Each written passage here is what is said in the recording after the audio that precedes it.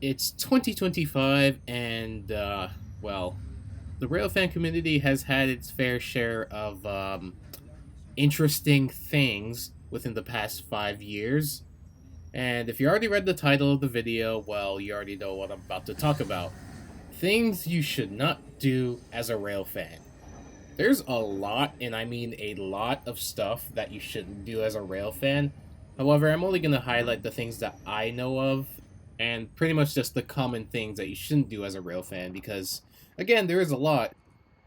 Alright, the first thing you shouldn't do is be a public nuisance.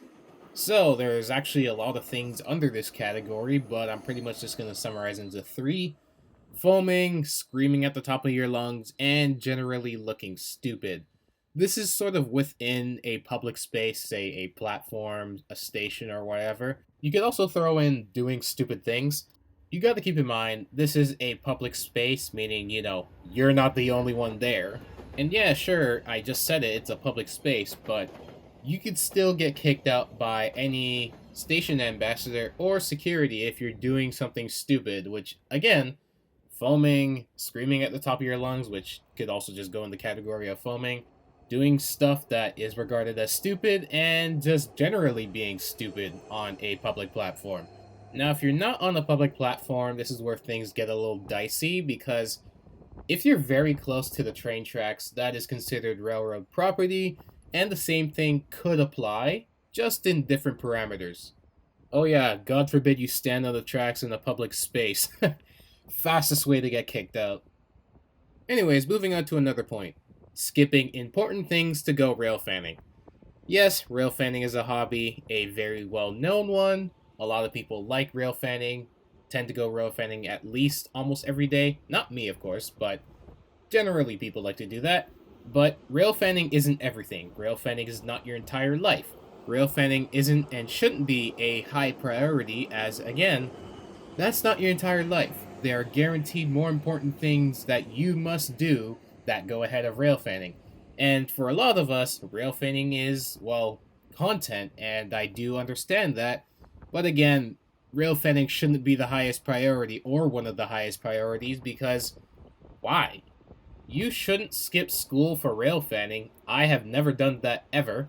Even currently in college, I still don't do that. Even other important things, which there's in fact a lot of things that I could list, but that's going to be redundant, so I might as well not. School, I guess, is just a general example.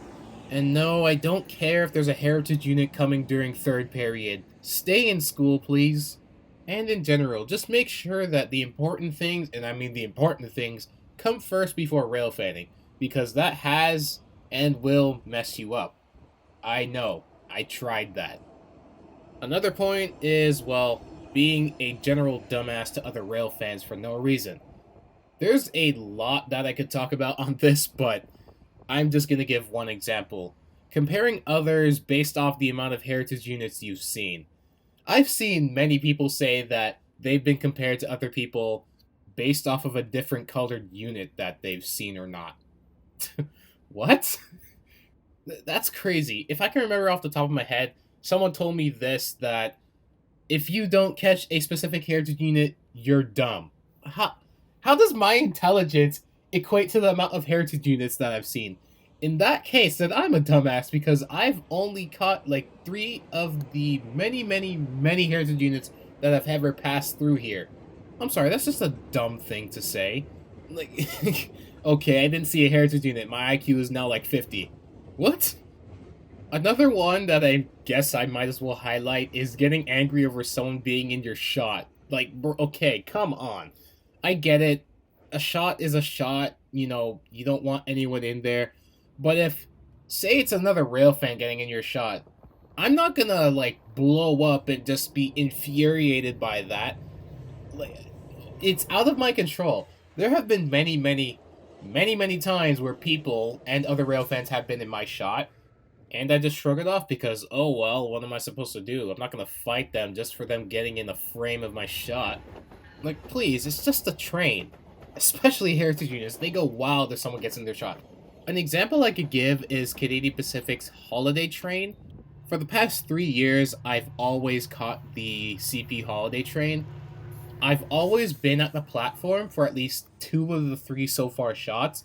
However, in the third, the recent one, there was a lot of people and a lot of other rail fans. So what I did was I actually moved to a completely different area. Arguably not the best, but it's a holiday train, man. A catch is a catch. I really don't mind it. So, what am I trying to say? In scenarios where there's a lot of people, or, there's potentially going to be a rail fan in your shot, find a different spot. And if they follow you or there's no spot, just advise them, try to get out of the shot. Don't go, like, flaming at them, trying to pick a fight with them, because that's pointless. Alright, this next point is going to be a very interesting one. Messing with infrastructure or destroying infrastructure. Basically vandalizing railroad property or basically anything. So, if I could recount, it seems like there has been an uptick in people just doing dumb things like destroying infrastructure or tampering with infrastructure. We all know the Capital City Rail Productions incident, so I won't show it. But there have been many other incidents, such as, well, breaking a window, breaking a sign. Just the amount of things that I could just think of at the top of my head is only a fraction of what has actually happened. This could be summed down to clout chasing because, well, if you do something, well, monumental, good or bad, you're bound to get clicks and views, and of course that's what people seem to want nowadays. Don't do that. I don't even know if you're considered a rail fan at that point. I was gonna put stealing equipment as a completely separate point, but I guess that falls under vandalizing railroad property. Why? Why would you even want to do this? There have been many, many accounts of people stealing stuff, such as railroad crossings. Like, why would you want to do that? Because that is a warning device, and if that doesn't work, let's just say someone is blind. If it's a quiet zone, well, oh no. Anyways, I guess the hotter topic is stealing train horns, because, oh well, I have a train horn now. Like, what? Why, especially off of active equipment? Like, why would you do... I can't understand or fathom why people will want to do this. Especially if you get caught, the consequences are so high, like, ridiculously high. And I'm guessing the demographic for this, as I can recount, is people say a little bit younger than my age, maybe older. So for the new gen rail fans, I guess, don't do this at all. And I guess this could also be another point of trespassing, trying to get into an abandoned locomotive or just a locomotive in general. I don't even know why this is even... Oh boy. I don't even know why I have to even talk about this. I thought this was, common nature not to do something like that. Anyways, just don't do that. Back to the topic of stealing horns, the only way I could see it as an acceptance is if you actually bought it by someone who actually owned it, or, you actually got it for a valid reason. There is a slight loophole, say you actually bought it from someone who got it from someone who got it from someone that stole it, but by then, well, I really can't comment on that because, well, it's already deep into, I can't even say if it's legality or not. Alright, on to the last point. Trespassing. This one is astronomically broad, so I'm gonna narrow it down to a few points. So the first point of the trespassing is, I believe I said it, but standing on train tracks. Now, if it's abandoned or whatever, then sure, it's probably going to be converted into a trail at any point. But if it's an active track, as in like an active main line, don't do that at all. In hindsight, this is actually a little bit difficult because, believe it or not, we all have done that. I even done it a total of one time. So there's two sides to this argument. So I'm going to try and mangle them into one. Don't do trespassing unless... Okay, no, I don't want to exactly promote, good trespassing because it's all bad. What I'm trying to say is do it in a way that's safe. And I'm doing that with, like, many question marks because I don't even know if that's safe either. Just refrain from doing it. Yeah, trespassing in itself is a very hard topic to talk about because there's so many levels to it. The only way, and I don't even know if it's possible, is if you get clearance from, actual employees of the railroad, which I don't even know if it's possible. Anyway, that will pretty much do it for all the points that I have about things you shouldn't do as a rail fan. I guarantee there is more, but these are just the general ones I can think of.